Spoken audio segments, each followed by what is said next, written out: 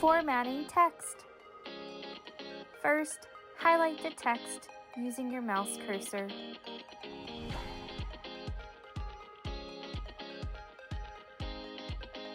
Click on Font to change its style. Next to Font, you can adjust its size by clicking on the plus or minus.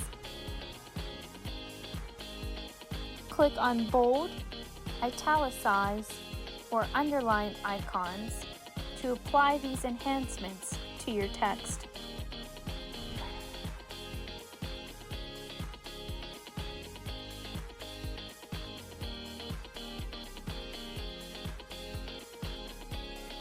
Click on the A text color icon to change its color.